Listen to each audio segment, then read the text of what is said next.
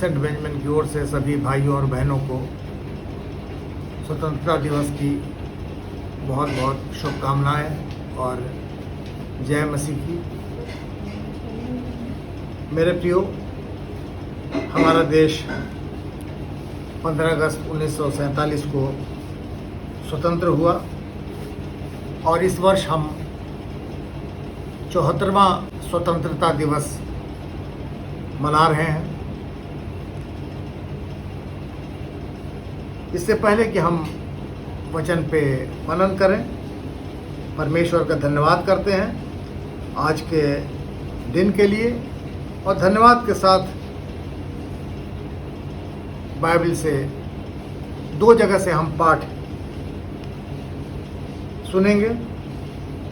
पहला गलतियों की पुस्तक उसके 5वें अध्याय के 1 और 13-14 पद, और वहाँ पे वचन इस प्रकार से कहता है, मसीह ने स्वतंत्रता के लिए हमें स्वतंत्र किया है, अतः इसी में स्थिर रहो और दासत्व के जुए में फिर से ना जुटो।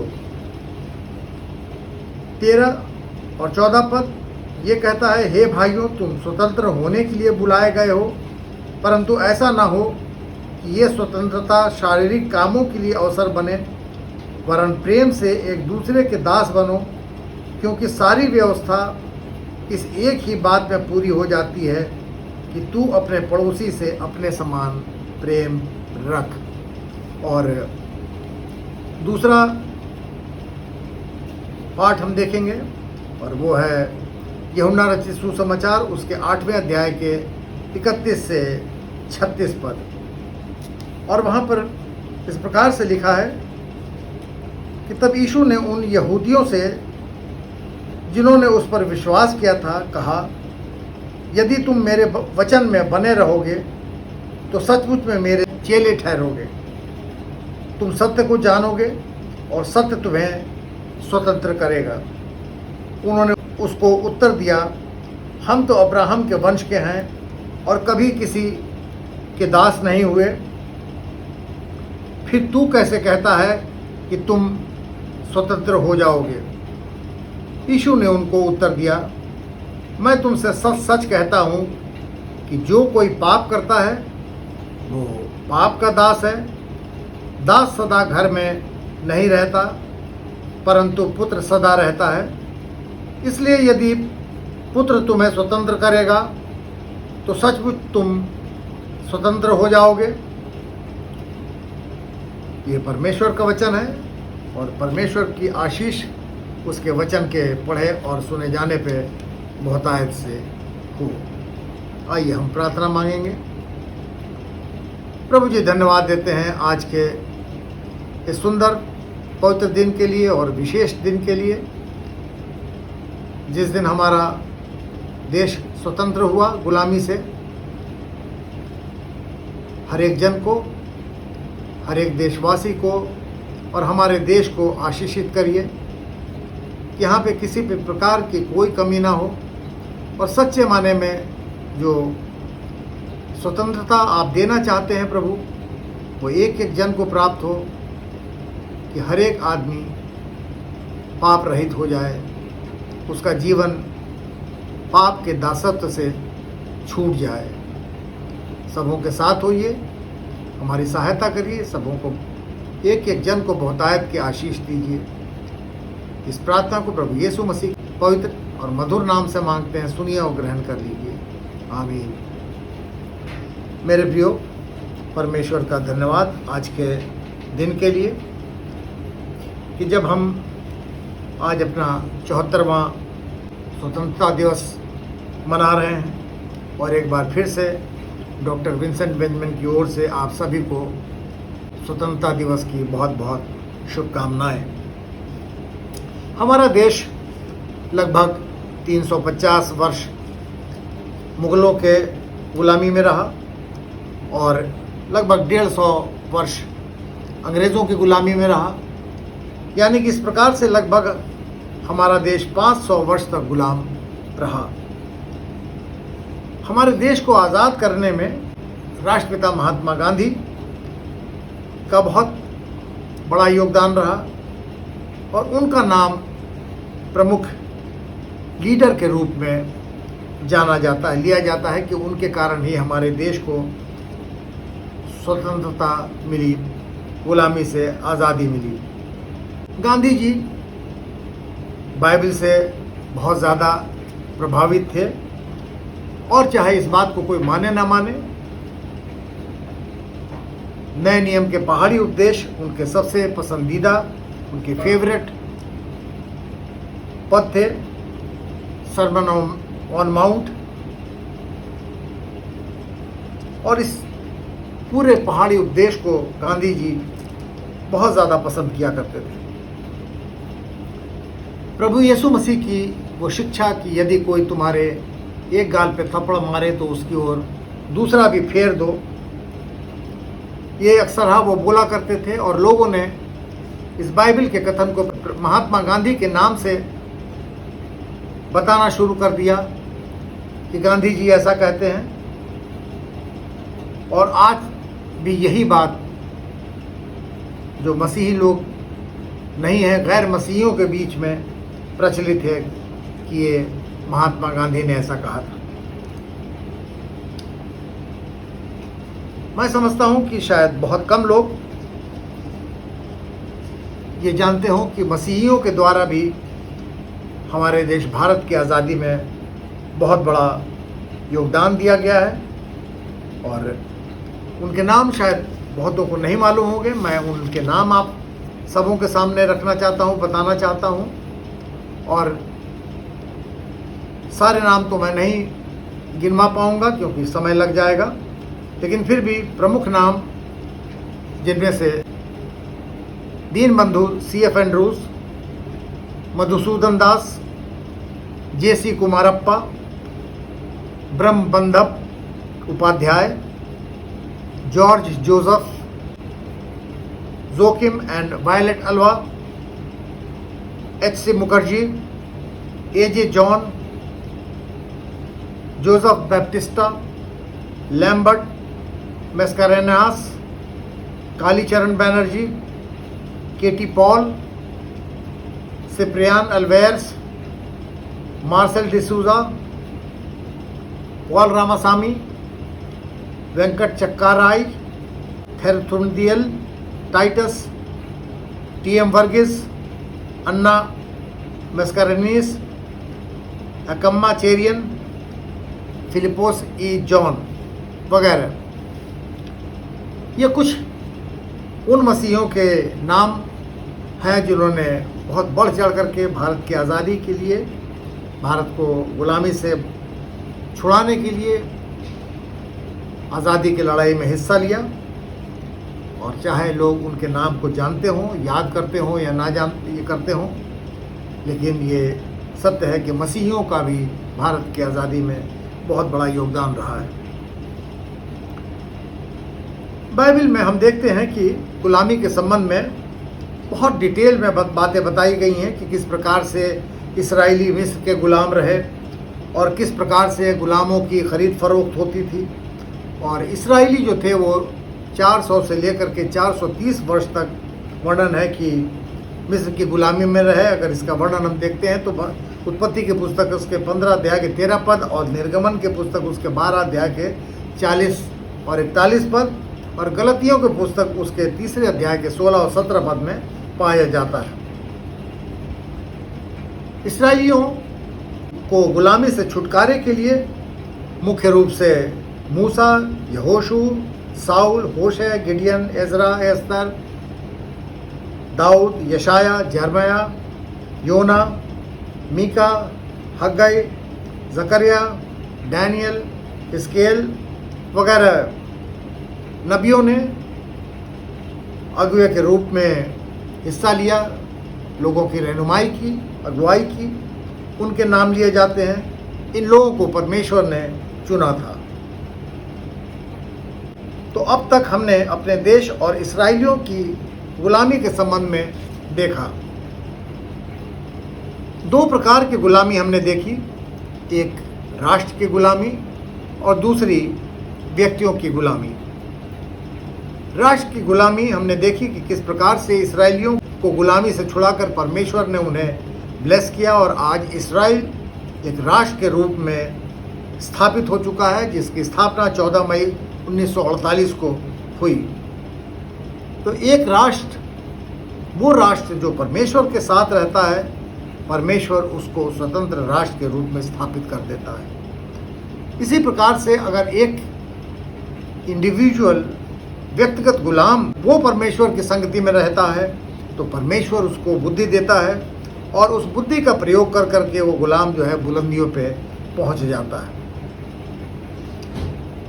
इसके बारे में हम बाइबल में यूसुफ के बारे में जानते हैं कि किस प्रकार से उसके भाइयों ने उसको बेच दिया था गुलामी करने के लिए, और वो जेल से होता हुआ सपनों का सही उत्तर बताकर मिस्र देश का प्रधानमंत्री बन गया। इसी प्रकार से एक हम कहानी भी पाते हैं, और वो कहानी इस प्रकार से है कि एक बहुत अमीर व्यक्ति था और उसके पास कई गुलाम थे, लेकिन एक बार व्यापार में उसका काफ़ी घाटा नुकसान हो गया। तो उसने सोचा कि उसके पास जितने गुलाम हैं और जो बहुमूल्य चीज़ें हैं उनको वो बेच देगा, और उन सारी चीज़ों को लेकर के वो बेचने के लिए चला। तो जब वो चला तो उसने अपने सारे गुलामों को, जिनको वो बेचने वाला था, उनसे कहा कि तुम सब अपना एक एक सामान, जिसमें ग्रॉसरी थी, कपड़े थे और बहुमूल्य कीमती सामान थे, सबसे कहा कि एक एक सामान सब लोग, सारे गुलाम उठा लें।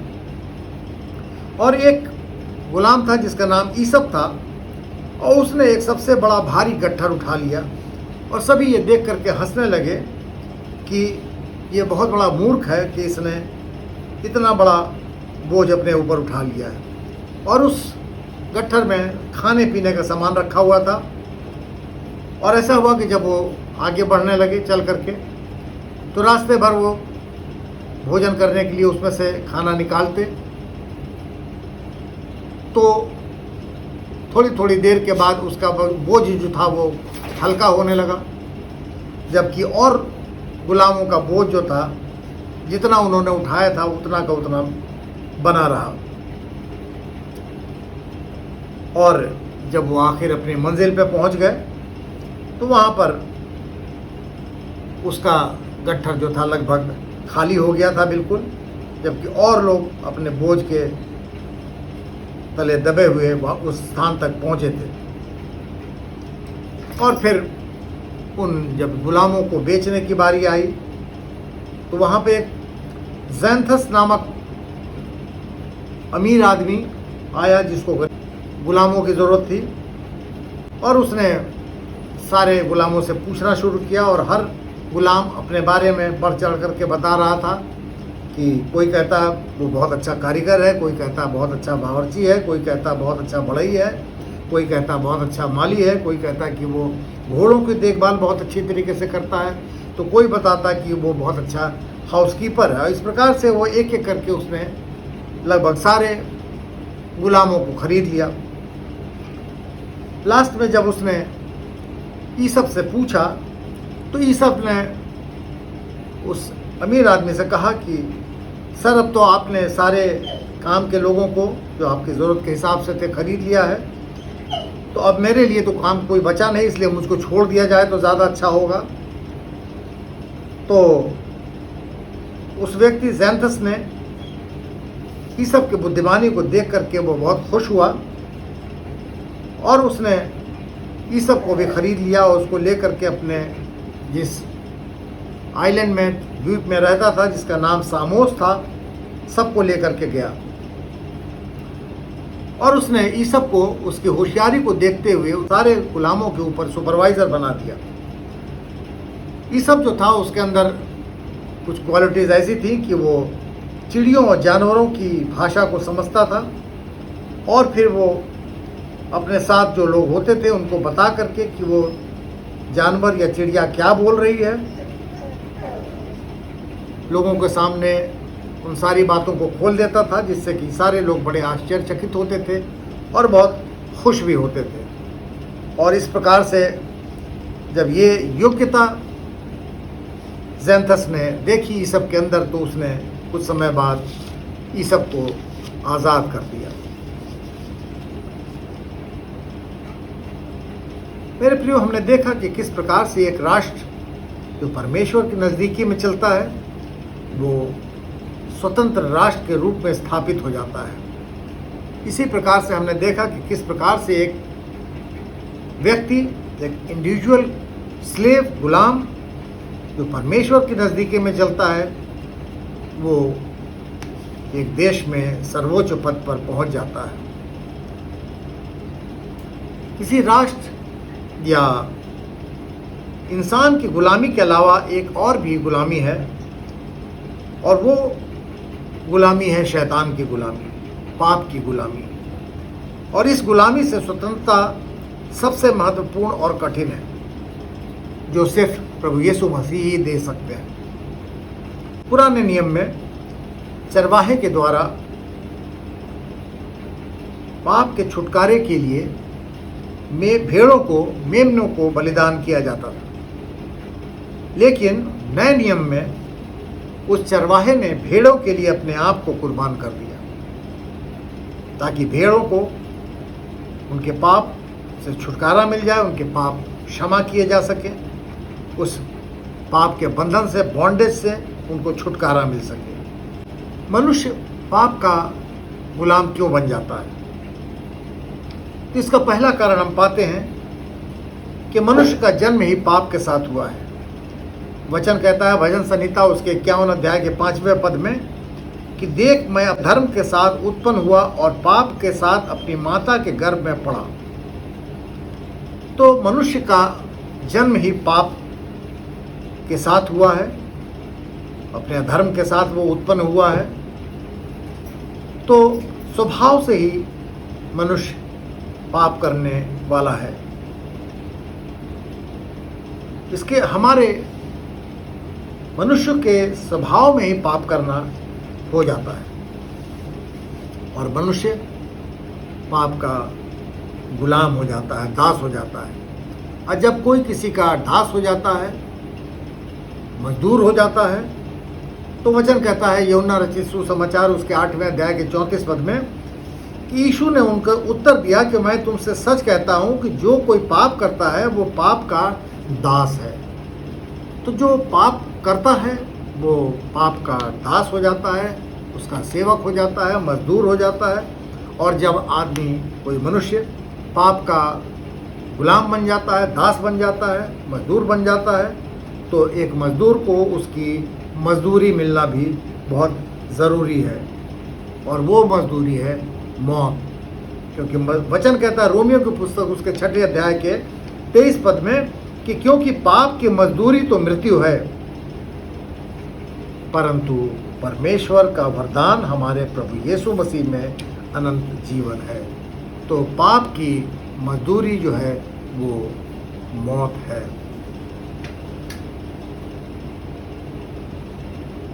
यूहन्ना 10 अध्याय के 10वें पद में प्रभु यीशु मसीह कहते हैं कि शैतान यानी चोर किसी और काम के लिए नहीं, परंतु केवल चोरी करने और घात करने और नष्ट करने के लिए आता है, और मैं इसलिए आया कि वे जीवन पाएं और बहुतायत से पाएं। तो प्रभु यीशु मसीह मनुष्यों को पाप की गुलामी से, उसके दासत्व से छुटकारा देने के लिए आए, और वो चाहते थे कि वो सबको जीवन दें, अनंत जीवन दें। क्योंकि वचन कहता है यूहन्ना रचित सुसमाचार उसके 14 अध्याय के 6 पद में कि यीशु ने उससे कहा, मार्ग और सत्य और जीवन मैं ही हूँ, बिना मेरे द्वारा कोई पिता के पास नहीं पहुँच सकता।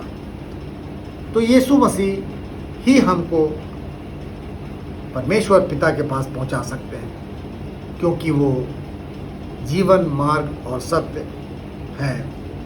और सत्य हमारे लिए क्या करेगा? यूहन्ना 8 अध्याय के 32 पद में वचन कहता है, तुम सत्य को जानोगे और सत्य तुम्हें स्वतंत्र करेगा। सत्य हम सबों को स्वतंत्र करेगा, पाप की गुलामी से हमको छुड़ा देगा। क्योंकि दूसरा कुरिन्थियंस उसके 3 अध्याय के 17 पद में लिखा है कि प्रभु तो आत्मा है, और जहाँ कहीं प्रभु का आत्मा है वहाँ स्वतंत्रता है। तो वचन स्पष्ट रूप से बताता है कि जहाँ प्रभु यीशु मसीह होंगे वहाँ पर स्वतंत्रता होगी, क्योंकि यीशु मसीह ने हमको स्वतंत्र किया है। रोमियो की पुस्तक उसके 8वें अध्याय के दूसरे पद में वचन कहता है कि क्योंकि जीवन की आत्मा की व्यवस्था ने मसीह यीशु में मुझे पाप की और मृत्यु की व्यवस्था से स्वतंत्र कर दिया। तो जब जो मसीह यीशु में हैं उन पर दंड की आज्ञा नहीं, क्योंकि वे शरीर के अनुसार नहीं वरन आत्मा के अनुसार चलते हैं। तो मेरे प्रियो, प्रभु यीशु मसीह ने हमें पाप और उसकी मजदूरी मृत्यु से बचाया है, हमें उस गुलामी से स्वतंत्र कर दिया है। और जब तक हम रोमियो की पुस्तक उसके 6वें अध्याय के 20 यहाँ पे लिखा है, पाप के दास थे तो धर्म की ओर से स्वतंत्र थे। यानी कि अगर कोई व्यक्ति पाप का दास होता है तो वो धर्म की ओर से स्वतंत्र होता है। उसके लिए कोई बाइंडिंग नहीं है कि वो धर्म को माने, उस रास्ते पे चले, क्योंकि वो तो पाप का दास है। लेकिन जब हम पाप की गुलामी से छुड़ा लिए गए, तब हम रोमियो को पुस्तक उसके 6वें अध्याय के 18 पद के अनुसार धर्म के दास हो गए। तो जब हम पाप की गुलामी से छुड़ा लिए गए, तब फिर हम धर्म के दास हो गए, उसके गुलाम हो गए। तो इस प्रकार हम पाते हैं कि हम या तो धर्म के गुलाम हैं, दास हैं, और या फिर पाप के दास हैं, पाप के गुलाम हैं। ऐसी दशा में हमारे साथ होता क्या है, इसे मैं आपसे कुछ प्रैक्टिकल जो अभी एग्जाम्पल के माध्यम से बताना चाहता हूँ। अमेरिका में दासत्व प्रथा बहुत ज़्यादा थी शुरू से, और ये एक ऐसा देश है जहाँ पे हम अभी भी काले और गोरे लोगों को पाते हैं। और इस दास प्रथा को अब्राहम लिंकन द्वारा ख़त्म करने के संबंध में बहुत बड़ा प्रयास किया गया, और उसको इसके संबंध में जो कुछ वो कर सकते थे उन्होंने किया। और बहुत सी घटनाएं जब आप इतिहास की किताब पढ़ेंगे तो किस प्रकार से पाएंगे कि जब अंग्रेज़ जो थे वो अमेरिका में आए, तो वो अफ्रीका से काले लोगों को पकड़ करके लेके आए अपने साथ में गुलामी कराने के लिए, काम कराने के लिए। और वो हर प्रकार के गुलामों को, बच्चे, बूढ़े, जवान, बुजुर्ग, सबको लेकर के आते थे, और उनको वो ख़रीद करके उनसे हर किस्म का काम कराया करते थे। और तो और काम कराने के अलावा उन काले लोगों से इस प्रकार के लिए भी लोग उनको ख़रीद लेते थे, गुलाम बना लेते थे, कि कुछ लोगों को इस बात में बहुत आनंद आता था कि वो उन व्यक्तियों को, उन काले लोगों को कितना सता सकते हैं। और इस प्रकार की बहुत सी घटनाएं वहाँ पे लोगों के द्वारा देखी गई, जो लोगों ने इतिहास में लिखा है कि किस प्रकार से लोग काले आदमी और औरतों को ख़रीद करके उनको टॉर्चर किया करते थे, उनको बहुत बुरी तरीके से मारते थे। और जब वो गुलाम बहुत ज़ोर ज़ोर से चीखता था, चिल्लाता था, तो वो लोग उसको देख करके बहुत खुश होते थे। उनको बड़ा अच्छा लगता था कि ये गुलाम जो है, काला व्यक्ति जो है, किस प्रकार से दर्द से छटपटा रहा है। उनको उसमें बहुत आनंद आता था।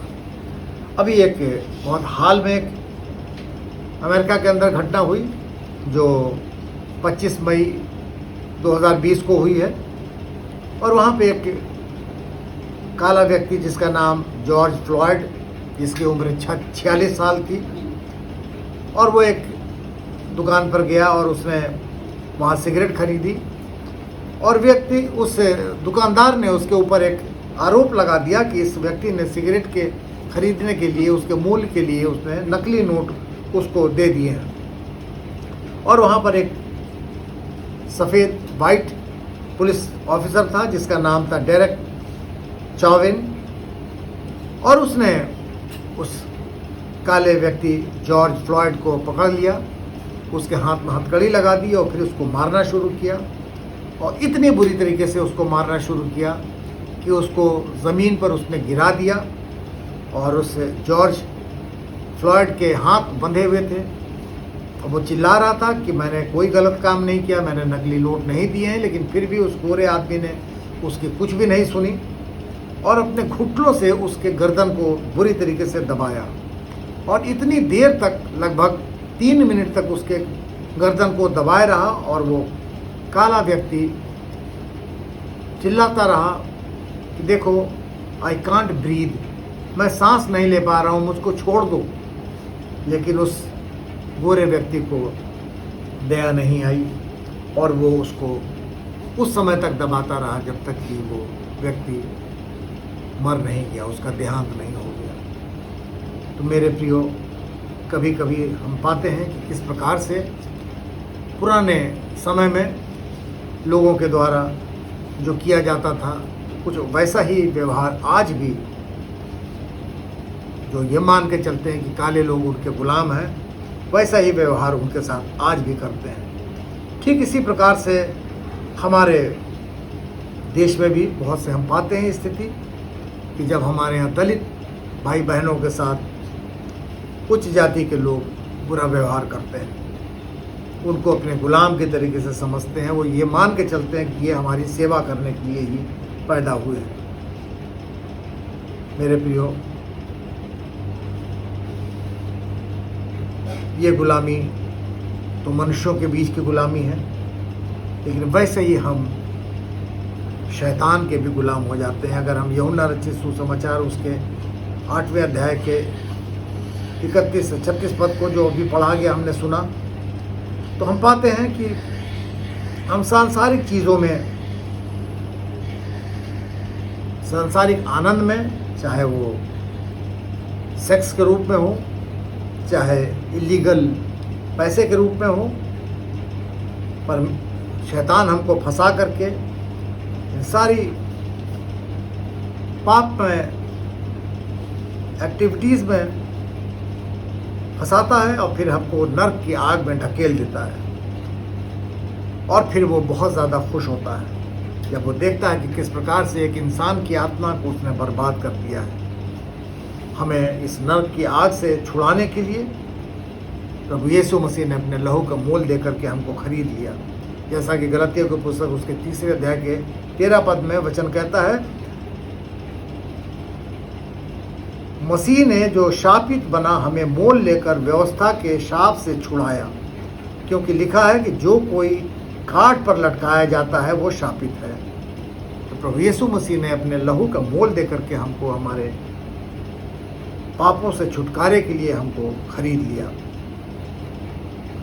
और फिर वो चाहता है कि जब उसने हमको छुड़ाया है तो हम भी दूसरों को छुड़ाएं, दूसरों को बचाएं, क्योंकि हम सब प्रभु यीशु मसीह के खून से खरीदे हुए लोग हैं।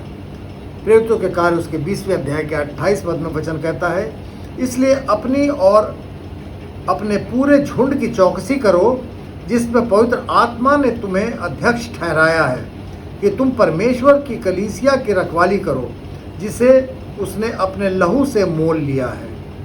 तो ये हमारी जिम्मेदारी है कि जो पाप के दासत्व से प्रभु यीशु मसीह के द्वारा छुड़ा लिए गए हैं, तो वो दूसरों को भी छुड़ाने में उस पाप के गुलामी से सहायता करें, उनकी मदद करें, उनको बचाएं। प्रभु यीशु मसीह ने हमको अपने लहू के मोल से आज़ाद कराया, दे करके हम पाप की गुलामी से आज़ाद हो गए। जैसा कि वचन 1 कुरिन्थियों उसके 7वें अध्याय के 22 पद में कहता है कि क्योंकि जो दास की दशा में प्रभु में बुलाया गया है वो प्रभु का स्वतंत्र किया हुआ है, वैसे ही जो स्वतंत्रता की दशा में बुलाया गया है वो मसीह का दास है।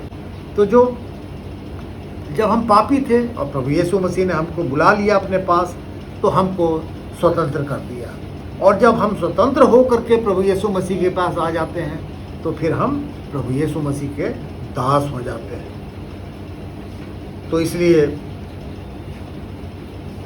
स्वतंत्र होने के कारण हमको तमाम तरीके की उन बुराइयों से, पापों और धर्मों से अपने आप को बचा करके रखना है, दूर रखना है।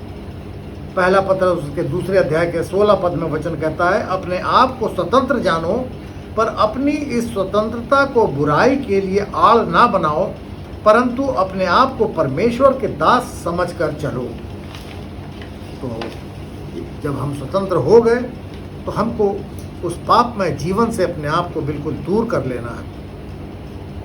कभी भी भूल करके भी हमको उस पुराने रास्ते की ओर नहीं देखना है। अपने आप को इस तरीके की ज़िंदगी से बिल्कुल अलग करना है। प्रभु यीशु मसीह चाहते हैं कि जब उन्होंने हमको अपने लहू के मूल से खरीद करके हमको स्वतंत्र किया है, तो हम अपने लोगों की, अपने झुंड की रखवाली करें, ताकि कोई भी पाप की गुलामी में ना जाने पाए। हम दूसरों को भी पाप की गुलामी से आज़ादी दिलाएं। एक घटना का जिक्र करना चाहूँगा। वो घटना लगभग 1870 के आसपास की है और अमेरिका की है, जिस समय वहाँ पर गुलाम प्रथा का बहुत ज़्यादा प्रचलन था। गुलामों की खरीद फरोख्त की जाती थी और एक 30 वर्ष की लड़की थी जो बहुत कमज़ोर थी और उसको बेचने के लिए एक व्यक्ति लेकर के आया और उस लड़की के हाथ को बांध रखा था। वो काली लड़की, दुबली पतली, बिल्कुल बीमार सी। और जब उसकी बोली लगाने के लिए कहा गया तो उस व्यक्ति ने उसके लिए बताया कि वो $50 उस लड़की का मूल्य चाहता है, लेकिन कोई भी $50 देने को तैयार नहीं था। तो फिर 40 और फिर 30 और फिर $20 तक बोली उस लड़की की गिराई गई, लेकिन उस पर भी कोई लेने को तैयार नहीं था। तो उसके बाद ऐसा हुआ कि एक बुज़ुर्ग अमेरिकन गोरे व्यक्ति वहाँ पर थे और उन्होंने उस लड़की का, काली लड़की का मूल्य $10 लगाया और $10 में वो लड़की उनको बेच दी गई।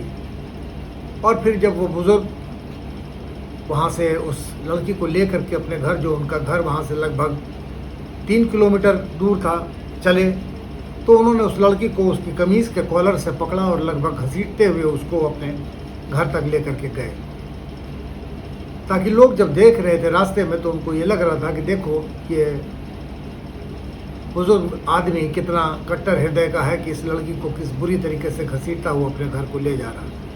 लेकिन जब वो अपने घर पे पहुंचे तो उन्होंने उस लड़की का कॉलर छोड़ा और फिर उस लड़की से कहा कि बेटी, मुझे माफ़ करना, मुझे ऐसा करना ज़रूरी था, क्योंकि लोग अगर देखते मुझे कि मैं तुमसे अच्छे से बर्ताव करता हुआ तुम्हारे साथ साथ अपने घर को आ रहा हूँ, तो लोग ये समझते कि मेरे दिल में तुम्हारे लिए दया भावना है। तो मुझे ये लोगों को दिखाना ज़रूरी था कि मैं तुम्हारे साथ गुलामों जैसा व्यवहार कर रहा हूँ। और फिर उन्होंने आगे ये कहा कि तुम आज से आज़ाद हो, मैं तुमको आज़ाद करने के लिए लेके आया हूँ। और फिर उन्होंने उस लड़की को खिलाया पिलाया और उसके बाद लेकर के उस लड़की को अपने घर के नीचे तहखाने में गए। नीचे उनके घर के एक तहखाना बना हुआ था और उसमें एक दरवाज़ा था, और फिर वो उस दरवाजे को खोल करके उन्होंने उस लड़की से कहा कि बेटी, तुम इस दरवाजे से अंदर चली जाओ, उससे एक सुरंग है, अंदर को रास्ता बाहर ले जाता है, और तुम वहाँ पे थोड़ा इंतज़ार करना और एक महिला आएगी, ब्लैक महिला, काली महिला, और वो आकर के तुम्हें आज़ादी की ओर ले जाएगी। वो लड़की वहाँ पे खड़ी रही। थोड़ी देर के बाद उसने देखा कि एक काली महिला वहाँ पर आई कुछ लोगों के ग्रुप को लेते हुए। उसमें कई काले लोग थे, बच्चे, बूढ़े, जवान, वो सब गुलाम थे। और उस काली महिला ने नज़दीक आकर के कहा कि मेरा नाम हैरियट टबमैन है, तुम्हारा आज़ादी के लिए स्वागत है बेटी, और तुम आज से मेरी बेटी हो, क्योंकि तुमको खरीद करके आज़ाद कर दिया गया है। ये हैरियट टबमैन अमेरिका की बहुत मशहूर एक्टिविस्ट थी, जो मार्च 1822 से लेकर के मार्च 1913 तक इनका जीवन काल रहा, और अपने जीवन काल में इन्होंने 70 से अधिक काले लोगों को गुलामी से छुड़ाया और आज़ादी दिलाई। वो लड़की उस काली महिला की बेटी बन गई। मेरे प्रियो, उस महिला ने कहा था कि तुमको खरीद लिया गया है और ख़रीद करके तुम्हें आज़ाद कर दिया गया है। हमें भी प्रभु यीशु मसीह ने अपने खून से खरीद करके परमेश्वर का पुत्र, उसका वारिस बना दिया है, हमको पाप की गुलामी से आज़ाद कर दिया है। जैसा कि गलतियों की पुस्तक उसके 4 अध्याय के 7वें पद में वचन कहता है, इसलिए कि तू अब दास नहीं परंतु पुत्र है, और जब पुत्र हुआ तो परमेश्वर के द्वारा वारिस भी हुआ। तो जब हम परमेश्वर के पुत्र हैं, उसके वारिस भी हैं, तो अब हम किसी भी दशा में पाप के गुलाम नहीं हैं, शैतान के गुलाम नहीं हैं। पाप के घराने से, शैतान के घराने से हम दूर हो चुके हैं। लेकिन मेरे प्रियो, अगर कोई आज भी शैतान का या पाप का गुलाम है, उसका घराना गुलाम है, तो ऐसे लोगों के साथ हमको दूर रहने की ज़रूरत है। क्योंकि जो व्यक्ति पाप का गुलाम है, उसका उस व्यक्ति से जो प्रभु यीशु मसीह के द्वारा पाप से छुड़ा लिया गया है, स्वतंत्र कर दिया गया है, कोई साझा या बराबरी नहीं हो सकती है। क्योंकि एक पापी मनुष्य, पाप का दास, प्रभु यीशु मसीह द्वारा स्वतंत्र किए हुए व्यक्ति के बराबरी नहीं कर सकता है। गलतियों की पुस्तक उसके 4 अध्याय के 30वें पद में वचन कहता है, परंतु पवित्र शास्त्र क्या कहता है, दासी और उसके पुत्र को निकाल दे, क्योंकि दासी का पुत्र स्वतंत्र स्त्री के पुत्र के साथ उत्तराधिकारी नहीं होगा। तो जो दासी है, उसका पुत्र यानी जो पाप का दास है, उसका पुत्र जो है वो प्रभु यीशु मसीह के द्वारा छुड़ाए हुए, स्वतंत्र किए हुए व्यक्ति के साथ उसके बराबर नहीं हो सकता, और ना परमेश्वर का पुत्र हो सकता है, ना परमेश्वर का वारिस हो सकता है। तो मेरे प्रियो, ज़रूरी है कि हम उस रास्ते को चुनें जिस रास्ते से, जैसे वो महिला उन तमाम गुलामों को लेकर के स्वतंत्रता की ओर ले गई, तो हमें भी वैसा ही रास्ता चुनना है जो प्रभु यीशु मसीह ने हमें दिखाया है, बताया है, हमारे लिए तैयार किया है, कि हम उस रास्ते से होते हुए परमेश्वर के पुत्र होने के लिए, उसका वारिस होने के लिए, उसके स्वर्ग धाम में जाने की तैयारी करें। फिलिपियों के पुस्तक उसके 3 अध्याय के 20 और 21 पद में वचन ने कहा है, पर हमारा स्वदेश स्वर्ग पर है, और हम एक उद्धारकर्ता प्रभु यीशु मसीह के वहाँ से आने की बाट जो रहे हैं। वो अपनी शक्ति के उस प्रभाव के अनुसार, जिसके द्वारा वो सब वस्तुओं को अपने वश में कर सकता है, हमारी दीनहीन देह का रूप बदलकर अपनी महिमा की देह के अनुसार बना देगा। तो हमारी जो दीनहीन देह है, हमारा जो रूप है पाप में गुलाम का, उसको छुड़ा करके, स्वतंत्र करके महिमामय स्वरूप उसको प्रभु यीशु मसीह देगा। तो मेरे प्रियो, अब हमारी इच्छा है, चॉइस इज़ आवर्स, कि हम क्या चाहते हैं। क्या हम पाप की गुलामी से आज़ाद होना चाहते हैं, स्वतंत्र होकर के परमेश्वर के पुत्र होना चाहते हैं, या अभी भी हम पाप के यानी शैतान के गुलाम बन करके रहना चाहते हैं। परमेश्वर हम सबों की सहायता करे कि हम इस पाप में जीवन के बंधन से स्वतंत्र हो जाएं। परमेश्वर हम सबों की मदद करे, सबों को आशीषित करे। आमीन। आइए हम प्रार्थना मांगें। प्रभु जी, धन्यवाद देते हैं आज के इस सुंदर दिन के लिए, जो हम सब भारतवासियों के लिए एक बहुत ही विशेष दिन है, जब हम अपने स्वतंत्रता दिवस को मना रहे हैं। प्रभु, हम विनती करते हैं कि हमारे देश के ऊपर आपकी आशीष हो, यहाँ के एक एक रहने वाले लोग आशीष का कारण बने, आपकी आशीष से भरपूर हो जाएं। प्रभु, इस देश की जो भी समस्याएं हैं, चाहे वो इस महामारी के रूप में हो, चाहे लोगों की बेरोज़गारी के रूप में हो, चाहे और भी धन की समस्या है, और बहुत सी ऐसी समस्याएं हैं प्रभु जिसके कारण लोग परेशान हैं, वो सारी समस्याएं आपके आशीर्वचन से, आपके आशीर्वाद से वो दूर हों। प्रभु, हम विनती करते हैं अपने देशवासियों के लिए, उनको आशीषित करें। अपने देश को चलाने वाले लोग, अधिकारी, राष्ट्रपति, प्रधानमंत्री, तमाम मंत्रिमंडल के मंत्रीगण, सांसद और राज्यों के गवर्नर, मुख्यमंत्री, सारे मंत्री, विधायक और भी जितने लोग हैं प्रभु, जो ब्यूरोक्रेट्स हैं और जो मीडिया कर्मी हैं प्रभु, जितने भी तरीके के देश की उन्नति के लिए कार्य हो सकते हैं प्रभु, सबों के द्वारा कराइए, ताकि यहाँ एक एक जन आशीषित हो। हर एक तरीके की समस्या का समाधान जो हमारे सामने आते हैं प्रभु, इस देशवासियों के सामने आते हैं, आपके आशीष से वो दूर हों। वो युद्ध के संकट के बादल जो प्रभु जी मंडरा रहे हैं, आप उनको भी दूर करिए, समाप्त करिए प्रभु। पड़ोसी देश जिनसे हम प्यार से रहना चाहते हैं, जिनके साथ उनकी मानसिकता को भी बदलिए, ताकि हम सब आपस में मिल करके प्रेम से रह सकें प्रभु। इस बीमारी को जिसने पूरे विश्व को परेशान कर रखा है, कोरोना, हमारे देश में भी भयंकर रूप से ये बढ़ रहा है प्रभु, इसका अंत करिए।